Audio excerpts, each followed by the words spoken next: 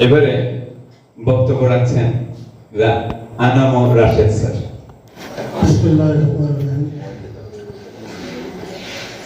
এই অনন্ত চরাচরে সর্বমর্ত যে সবচেয়ে পুরাতন কথা, সবচেয়ে গভীর ক্রন্দন, যেতে নাই দিব হয় তবু যেতে দিতে হয়, তবু যেতে দেয়। বিদ্যালয়ের প্রধান শিক্ষক জনাব নুরুন নাহার ম্যাডামের বিদায় সম্মেলন অনুষ্ঠানে সম্মানিত সভাপতি, উপস্থিত আছেন বিদ্যালয়ের প্রাক্তন প্রধান শিক্ষক জনাব হায়দারি স্যার, আয়েশা আপা, মানিক স্যার, নাজমুল নাহার আপা, ফরিদা আপা, রেবা দাদি, নাসুসিদ্দিকী স্যার সহ এবং আমার সহকর্মী, আসসালামু আলাইকুম ওয়া রাহমাতুল্লাহি ওয়া বারাকাতুহু। আসলে দেখতে দেখতে আপা প্রায় অনেকগুলো বছর এই বিদ্যালয় কেটে গেছে। আজকে উনি শেষ কর্ম দিবসে এসে পৌঁছে গেছেন। তো অনেকেই বিদ্যালয় সম্পর্কে অনেক কথা বলেছেন, ম্যাডাম সম্পর্কে বলেছেন। আমি ম্যাডামের সাথে চাকরি করেছি মূলত অনেক দীর্ঘদিন, তবে ওনার সাথে সান্নিধ্যে থেকেছি একটা বছর। উনি ছিলেন প্রভাতী শাখা, আমরা ছিলাম দিবা শাখা। তো দিবা শাখায় উনি প্রধান শিক্ষক, প্রধান শিক্ষক হিসেবে দায়িত্ব পালন করেছেন। সেই হিসেবে ওনার কাছে থেকে দেখা। এই ভারাক্রান্ত মজলিসে আমি একটু হালকা করার জন্য একটু গল্প বলি আর কি। একদিন গল্পটা যদি আমি দু একবার বলেছি আর কি, হয়তো শুনে থাকবেন। একদিন গোল আলু ঢেঁড়সকে বলতে চাই আমি, তা এখন ঢেঁড়স তো রেগে, প্রচন্ড রেগে গেছে। রেগে গোল আলুকে বলতেছে, বেটা ভুটকা বেটা, তুই তোর এত বড় সাহস আমাকে বলিস আই লাভ ইউ? হ্যাঁ, তুই দেখতে কদাকার, তুই লতানো উদ্ভিদের জাত, তুই আমার দেখোস না আমি স্লিপ ফিগার, জিরো ফিগার, আমার গাছ কত লম্বা হবে বংশীয় ঘরে, এইরকম বলতেছে আর কি। এখন গোল আলু তো মনে খুব কষ্ট পেয়ে গেছে আর কি। তো কষ্ট পেয়ে সে তখন থেকে সে অন্যান্য যত সবজি আছে সব সবজির সাথে সে মেশা শুরু করে দিয়েছে। মিশতে মিশতে শেষ পর্যন্ত যে তেঁতুল, যে করলা, সেটার সাথেও মিশছে। তা বাস্তব জীবনে আমরা দেখি যে আসলে গোল আলু সব সবজির সাথে খাওয়া যায়, কিন্তু ঢেঁড়স সব সবজির সাথে খাওয়া যায় না। তো প্রধান শিক্ষকের পদটা হচ্ছে এমন, যাকে এই বিদ্যালয়ের ভালো মন্দ খারাপ সবার সাথে মিশতে হয়। এখানে আভিজাত্য, এখানে চেয়ারের দম্ভ, এখানে যে নিজের পারিবারিক দম্ভ, শিক্ষাগত যোগ্যতার দম্ভ, এখানে কিছুই থাকে না। তো এই একটা বছর ম্যাডামের সাথে থেকে দেখেছি যে এই গল্পের প্রকৃষ্ট উদাহরণ উনি আর ওনার সাথে মিশে যেটা দেখেছি যে ওনার চেয়ারের দম্ভ বা অন্য কোনো দম্ভ ওনার মধ্যে ছিল না। আমরা বিভিন্ন সময় বিভিন্ন শিক্ষক অনেক কিছু নিয়ে দম্ভ করি, আসলে আসলে আর দম্ভ করার কিছু নয়। এটা তো একটা শিক্ষা পরিবার, সেখানে একটা টিম হয়, সবাইকে নিয়েই চলতে হয়। উনি সেটা অত্যন্ত সফলতার সাথেই চলেছেন এবং বিদ্যালয়কে পরিচালনা করেছেন। তো এই যে একটা মানে বিশেষ গুণ, এটা ওনার মধ্যে ছিল, অনেকের মধ্যে যেটা থাকে না। আমরা ওনার সাথে চাকরি করতে গিয়ে বিভিন্ন সময় বিভিন্ন দাবি দেওয়া নিয়ে ওনার কাছে গিয়েছে। ইতিপূর্বে আমরা কখনো হয়তো এভাবে প্রধান শিক্ষকের রুমে দাবি দেওয়া নিয়ে যাইতে পারিনি, কিন্তু ওনার দোয়া খোলা ছিল, আমরা ওনার সাথে দাবি দেওয়া নিয়ে গিয়েছি। অনেক সময় হয়তো আমাদের কিছু আমরা একটু জোরে কথা বলেছি বিভিন্ন সময়, যেটা হয়তো বা আমরা মনে কষ্টের কারণ হয়ে গেছে, কিন্তু পরপরে দেখেছি যে না, আসলে উনি এটা কোনো কিছুই মনে রাখেন। পরপরে উনি সবার সাথে হাসি মুখে কথা বলেছেন, আবার কাজ করেছেন। বিদ্যালয়ে ওনার এই একটি বছরে খুব কম সময়, খুবই কম সময়, একজন হেডমাস্টারের জন্য 1 বছর খুবই কম সময়, কাগজপত্র বুঝে নিয়ে আবার বুঝে দেয়া, এটাই তো অনেক সময় লেগে যায়। তার মধ্যে উনি এই বিদ্যালয়ে অনেকগুলো কাজ করেছেন। যেমন আমরা এই টিচার্স রুমে আমাদের একটা ডিমান্ড ছিল যে আমাদের ক্যাবিনেট করে দেন স্টেলের স্টিলে। উনি প্রায় 2,10,000 টাকা দিয়ে দুটো ক্যাবিনেট করে দিয়েছেন। আমরা ফাইলপত্র, আমাদের প্রয়োজনীয় জিনিসপত্র এখন সবাই সুন্দরভাবে লকারে রাখতে পারে। এই বিদ্যালয়ে বিশেষ করে আপাদের নামাজের একটা কক্ষ ছিল না। আপারা নামাজ পড়তেন, পুরুষদের জন্য নামাজ ঘর, এখানে একটা পর্দা টানিয়ে ওনারা নামাজ পড়তেন, যেটা দৃষ্টিকটু ছিল। আর ওইভাবেই কারো অনেক সময় এসে নামাজ করতে পারতেন। তো গত বছর যখন বরাদ্দ আসে আর কি প্রাতিষ্ঠানিক, তো ইতিপূর্বে কখনো কোনো হেডমাস্টার কারো কাছে পরামর্শ করেছেন কিনা আমি জানি না। উনি আমাকে বলেছিলেন যে স্যার, এই টাকাগুলো দেখি করা যায়। আমি ওনাকে বলেছিলাম যে ম্যাডাম 105 নম্বর কক্ষটাকে ম্যাডামদের জন্য করে দেন, এটা নামাজ ঘর করে দেন। পরবর্তী পর্যায়ে উনি কিন্তু এটা নামাজ ঘর সহ আমাদের ব্যবস্থা সহ একেবারে ম্যাডামদের জন্য, বিশেষ করে টিফিন পিরিয়ডে যাতে টিফিন খাইতে পারেন, একটা আলাদা রুম করে দিয়েছেন ম্যাডামদের জন্য। ওনাদের ম্যাডামের সময় অবকাঠামোগত অনেক উন্নয়ন হয়েছে, অনেক ঝড় গেছে আর কি। এই বিদ্যালয়ে ওই পাশে গাছ কাটা, আরো ভবন নির্মাণ, তারপরে এই 2 নম্বর ভবনের যে রং করা, সব টাইলস করা, আমাদের সহকারী প্রধান শিক্ষক 2 জনের রুমে টাইলস করা, আমাদের অফিস কক্ষ যেটা কর্মী সাহেবদের রুম যেটা, সেটাকে টাইলস করা সহ অনেক অবকাঠামোগত ওনার এই 1 বছরের মধ্যে করতে পেরেছেন। একজন পরিকর্মা হেডমাস্টার না হলে এটা আসলে সম্ভব না। হেডমাস্টার যদি তার বিদ্যালয়ে কাজ খুঁজে বের করতে না পারে, কোথায় কি করতে হবে, এটা যদি বের করতে না পারে, পরিকল্পনা যদি না করতে পারে, তাহলে সরকার কিন্তু এমনি বরাদ্দ দেয় না, এমনি কাজ হয় না। এদিক থেকে আমি বলবো যে উনি একজন দক্ষ পরিকল্পনাবিদ ছিলেন। বিদ্যালয়ের কখন কোথায় কি করতে হবে এটা উনি পরিকল্পনা করে ইঞ্জিনিয়ার সাহেবকে বলেছেন এবং করেছেন। আর বিদ্যালয়ের যখনই কোনো তাৎক্ষণিক কোনো সমস্যার সমাধান হয়ে গেছে, সেটাও উনি দক্ষতার সাথে সমাধান করেছেন।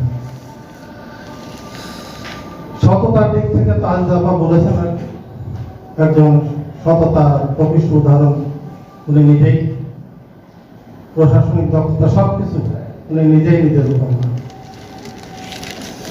তো ওনার এই বিদায় লগ্নে আমি আমার এবং আমার সহকর্মীদের পক্ষ থেকে একটা অনুরোধ, যে কখনো এই চলার পথে যদি কোনো মনে কষ্টের কারণ হয়ে থাকে, অবশ্যই ভাই বোন লাগে, ফ্যামিলি মেম্বারদের সাথে লাগে, সবার সাথে লাগে, তো আপনার সাথে লাগবে, এটাই স্বাভাবিক।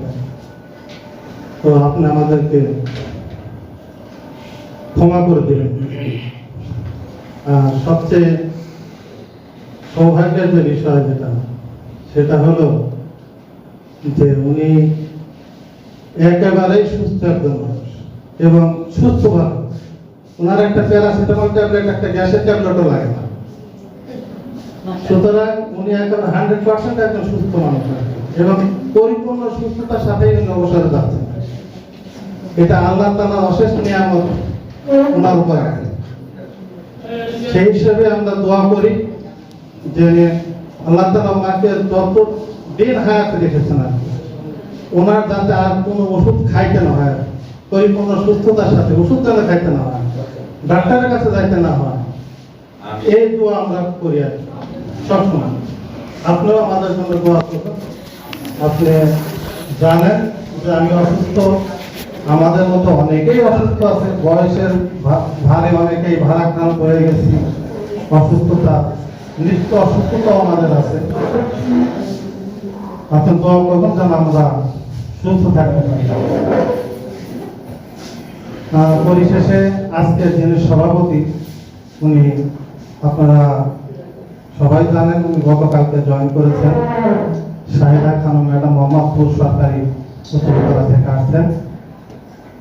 অনেকেই কেউ কেউ জানেন আর অনেকেই জানেন না। ওনার শ্বশুর এই স্কুলের শিক্ষক ছিলেন এবং প্রতিটি দশা একজন শিক্ষক ছিলেন।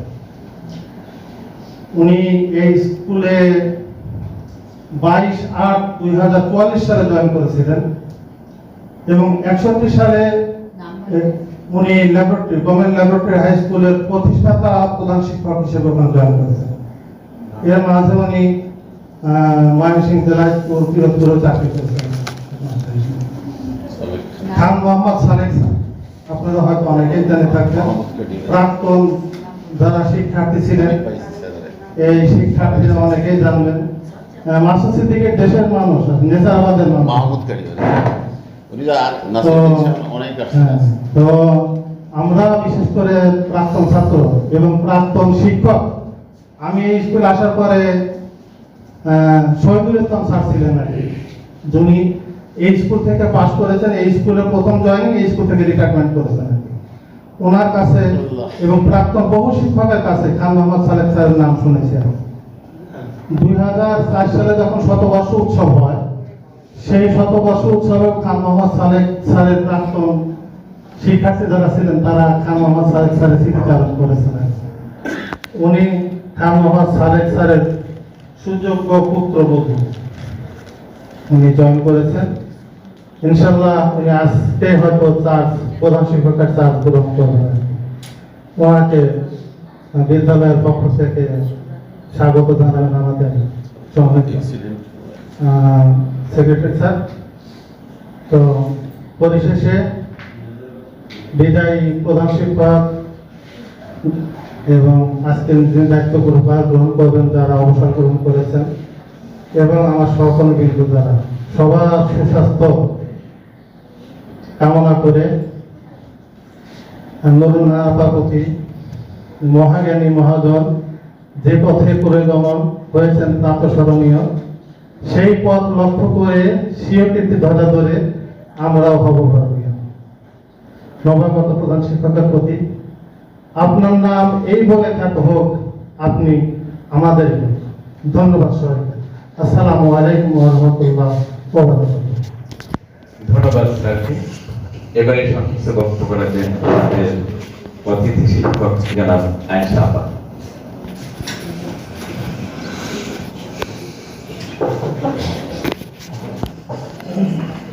আসসালামু আলাইকুম। আজকে সম্মানিত উপস্থিতি সবাইকে আমার সামনে ডান পাশে উপস্থিত আছেন আজকে বিদায়ী প্রধান শিক্ষক আমাদের সবার প্রিয় নুরুন আপা। আমি দেখিনি এই স্কুলে এসেছেন আমার অবসরের বেশ কিছু পরে, মোস্তফা কামাল স্যার যাওয়ার পরে আহিদ আলী স্যার প্রধান শিক্ষকের দায়িত্ব নিয়ে এসেছিলেন। আজকে আমার সৌভাগ্য হলো আমি তাকে দেখতে পেলাম। স্যারকে ধন্যবাদ। আর একটু ভালো লাগছে সাথে যুক্ত হয়েছে, সেটা হচ্ছে এসে আমি মানে নুরুন আপার পাশাপাশি এই স্কুলের দায়িত্ব দিয়ে এসেছেন শাহিদা খানম আপা, উনি প্রধান শিক্ষক, জানতে পারলাম। এটা দেখতে ভালো লাগছে। মানে বিদায়ী যে সকল সুর মানপত্রে যা থাকে বলা থাকে আমাদের সবার ভিতর বিষাদ বেদনা যেটা থাকে সেটা প্রথমেই অনেকটাই ক্ষীণ হয়ে গিয়েছে, ফিকে হয়ে গিয়েছে। আমি মানে দায়িত্বহীনভাবেই এটা স্বীকার করব। আর নিজে অবসরে গিয়েছি বলে এটা আসলে ওরকম যেভাবে সবাই ভারাক্রান্ত হয় অতটা ভারাক্রান্ত করে না। যদি আমি উপস্থিত থাকতাম তাহলে যে খারাপটা লাগতো, যে খারাপটা লেগেছে আগে পরে, সেটা হয় না। তো আমাদের আজকে সভায় উপস্থিত আমার প্রাক্তন শিক্ষকবৃন্দ যারা এসেছেন, বর্তমানের শিক্ষকবৃন্দ এবং আজকে বিদায়ী সংবর্ধনা অনুষ্ঠানের সাথে সংশ্লিষ্ট সকলকে আসসালামু আলাইকুম। তো আজকে যে জন্য এখানে আমি দাঁড়িয়েছি কিছু বলার জন্য, স্মৃতিচারণের জন্য। তো আমার স্মৃতি, আমি স্কুলে অনেকগুলি বছরই কাটিয়েছি। 2009 নভেম্বর আমি এখানে এসেছিলাম, বিদায় নিয়েছি 2023-এ। তো এখানে নুরুন্নাহার ম্যাডামকে আমি মানে বড় করে যেটা নাম দিয়েছিলাম সেটা হচ্ছে প্রজাপতি ম্যাডাম। আজকে এসেও আমি এটাই বলে ডেকেছি, আমার ভালো লাগে। কারণ ওনার সম্পর্কে আজই যত কিছু বলেছে এবং মানপত্রে যা কিছু বলা আছে প্রতিটা কথাই একেবারে নির্জলা সত্য, সুন্দর বলা আছে। উনি এগুলি সম্পূর্ণই এটা ওনার উপর বর্তায় বলা আছে। আর প্রজাপতি ম্যাডাম বলতাম এই জন্য, আমি ডে শিফটে ছিলাম আর ম্যাডাম ছিলেন মর্নিং শিফটে। আমার বাসার নদীর ওপার বলে আমাকে আগে আগে চলে আসতে হতো জ্যাম এড়ানোর জন্য। তো তখন ওনাকে সহকারী শিক্ষক হিসাবে মর্নিংয়ে পেয়েছি। উনি ততটা বুঝিনি যতটা বুঝেছি যখন উনি সহকারী প্রধানের দায়িত্ব নিয়ে মর্নিংয়ে এলেন। তখন ওই আগে আসতাম বলে তার রুমটা যে পরিপাটি করে রাখা হতো, প্রতিটা জায়গা একদম কোনা সহ প্রতিটা জায়গায় গোছানোর ছাপ, পরিপাটির ছাপ, এটা দেখে এত ভালো লাগতো। আর ওই রুমটাতে আমরা নামাজ আদায় করতাম। তো নামাজ পড়তে একটা শান্তি লাগতো, যেখানে যেটা প্রয়োজন হাত দিলে পেয়ে যেতাম। আমি ম্যাডামকে বলেছি যে ম্যাডাম খুব ভালো লাগে আপনার রুমটা এত গোছানো, আপনি এত গোছানো একটা মানুষ। তো ওনার কর্ম গোছানো যেরকম, উনি মানুষটা নিজেও কিন্তু ওরকম গোছানো। কারণ ম্যাডাম অত্যন্ত সাদামাটা ভাবে আসতেন, কিন্তু চাকচিক্য ছিল না, কিন্তু প্রতিটা জায়গায় ওনার রুচির যে ছাপ সেটা আমি দেখতে পেতাম। এবং আমি বলতাম যে ম্যাডাম আপনার শাড়িটা সুন্দর, আপনি কত সুন্দর গুছিয়ে আসেন। আমার ভালো লাগতো, ওনাকে আমি খুব একরকম পর্যবেক্ষণই করতাম, আমি ভালোভাবে দেখতাম। দেখে দেখে দেখতাম যে ম্যাডাম এত সাদামাটা অথচ এত স্মার্ট, এত রুচিশীল। তো আজকে সেই ম্যাডাম চলে যাচ্ছেন। সবাই অনেক কিছু বলেছে, আমরা এগুলি রিপিট করতে চাই না। আর ওনার সম্পর্কে বলা সবগুলি কথা গুছিয়ে গুছিয়ে রাখি, দেখি একজন বলে ফেলছে, কাজে রিপিট করতে চাই না। তো আমরা এখানে একটা শিক্ষা পরিবার, এটা বলেছে রাশিদ স্যার বলেছে এবং এটা আমরা সবাই জানি। আমরা অনেক নিজেরা বিদায় হওয়ার পর 23 থেকে 25 কতজনকে বিদায় নিতে এখানে দাওয়াত পেলাম। এই যে একাত্মতা, এই একাত্মতা আসলে শিক্ষা পরিবারের একটা বড় সম্পদ। এটা একটা প্রাণের স্পন্দন, আমাদের শিক্ষকদেরকে উজ্জীবিত রাখে, শিক্ষা দেওয়ার ক্ষেত্রে আমাদের উদ্দীপনা যোগায়। এই শিক্ষা পরিবারের যে একাত্মতা, ঘনিষ্ঠতা, এটা আসলে সব জায়গায় সমানভাবে পাওয়া যায় না। তো আমরা আশা করি যে এটা সামনে যারা আছে তারা এটাকে ধরে রাখবে, এর ভিতর দিয়ে এগিয়ে যাবে। এবং আপা যে বিদায় নেবেন, উনি অত্যন্ত ভালোভাবে থাকবেন, সুস্থভাবে থাকবেন। সৃষ্টিকর্তার কাছে এটা দোয়া, এবং আমাদের মতনে আবার হয়তো সামনে এখানে হয়তো আশা করবে। তো তারপরেও আমি হিসাব করে দেখলাম যে আসলে নুরুন্নাহার ম্যাডাম পর্যন্ত আমরা যেভাবে একসাথে ছিলাম, যেভাবে পাচ্ছি, এরপরে যারা যাবে তাদের ক্ষেত্রে একটু গ্যাপটা বেশি। তখন আমরা কে থাকি কে চলে যাই জানি না, কিন্তু আমরা কতখানি এখানে একত্রিত করতে পারবো সেটা নিয়ে মাঝে মাঝে একটু সন্দিহান হয়ে যায়। এটা বাস্তবতা, আশা করি কেউ দুঃখ পাবেন না। বাস্তবতাকে তো স্বীকার করতেই হবে। তো কারো কারো শুনলাম বদলির ব্যাপার, ওইগুলি শুনলাম, সবকিছু শুনলাম। সবাই যে যেখানেই থাকুক ভালো থাকুক। ম্যাডামের জন্য অনেক অনেক দোয়া, অনেক শুভকামনা। ম্যাডাম আপনাকে এত হাসি মুখ, এত সুন্দরভাবে পেয়েছি, অনেকটা সময় আপনার সাথে থেকেছি। মাঝে মাঝে যখন দেখা হয়েছে অবসরে যাওয়ার পরও তখনও আপনি সে আমাদের প্রাণীর মানুষের মতনে আপনার আচরণ ছিল, আপনার সৌহার্দ্য ছিল, যেগুলি আসলে ভুলবার মতন না। মাঝে মাঝে আমার কাজের ভিড়ে এক একজনের কথা মনে পড়তেই থাকে, স্কুলের জীবন মনে পড়তেই থাকে, কেবলই মনে হয় চলে গেলে কেমন লাগবে। কিন্তু আসলে অবসর জীবনে যাওয়া মানে সবকিছু শেষ হয়ে যায় তা না। আমাদের জীবনের প্রতিটা স্টেজেই আমাদের কাজ থাকে, যদি আমরা করতে চাই কাজের কিন্তু অভাব নাই। তো কাজেই আমি মনে করি আমাদের এই প্রজাপতি ম্যাডামেরও কাজের অভাব হবে না। নিজে ভালো থাকার জন্য, অন্যকে ভালো রাখার জন্য আসলে এখানে আমাদের পৃথিবীতে অনেক কাজ আছে। আর সৃষ্টিকর্তা আমাদের তো নিছক পাঠাননি, অনেক মহান উদ্দেশ্য দিয়েই আমাদেরকে পাঠিয়েছেন। আমরা সেটা ভুলে না গেলে আমাদের নিজেরও লাভ, অন্যেরও লাভ। এই যে মানব জীবন, এটা আসলে একটা সামাজিক বন্ধনে, আত্মার বন্ধনে নিবিড়ভাবে আবদ্ধ। এটার সাথে আমরা সবাই জড়িয়ে থাকবো, ভালো থাকবো, এটা আমাদের প্রাণের দাবি। তো এখানে আসলে অনেক কথা গুছাই, কিন্তু বলতে গেলে দেখা যায় ছুটে যায়। তো যেটা বলার জন্য আমি তাগিদ অনুভব করছি সেটা হচ্ছে রাশিদ স্যারের যে উদাহরণটা, এত চমৎকার একটা উদাহরণ, সেই ঢেঁড়স আর আলুর, এত রূপক, এত বেশি সময় উপযোগী, যেটা আমাদের সবার জন্য একটা বিশাল শিক্ষণীয় একটা গল্প। এই রূপক গল্পগুলি আসলে আমাদের জীবনকে এত চমৎকারভাবে প্রতিভাত করে তোলে যে অবাক হয়ে যায় যারা এইভাবে ভাবেন, এইভাবে বলেন। তো এই প্রতিটা জায়গায় আসলে সবার কাছ থেকে আমাদের সবার কোনো না কোনো কিছু শেখার আছে। এক একজনের এক একটা গুণ। এই যে সৃষ্টিকর্তা এত মানুষ সৃষ্টি করেছেন, সবার সাথে সবার মিল, আবার কারোর সাথে কারো মিল নেই, এরকম কিছু কিছু জায়গাও রয়েছে। ওই সমস্ত জায়গায় এক একটা মানুষ আলাদা, এক একটা মানুষ স্বমহিমায় উজ্জ্বল, সপ্রতিভ। আমি সবার জন্য দোয়া করছি, সবার সুদীর্ঘ সুস্থ জীবন কামনা করছি। ম্যাডাম, আপনি ভালো থাকবেন। আমাদের অজান্তে, আমার অজান্তে আপনার মনোকষ্টের কারণ হয়ে থাকলে নিজ গুণে ক্ষমা করবেন। এই বলে আমি আমার বক্তব্য শেষ করছি। ধন্যবাদ। ধন্যবাদ আয়েশা আপাকে।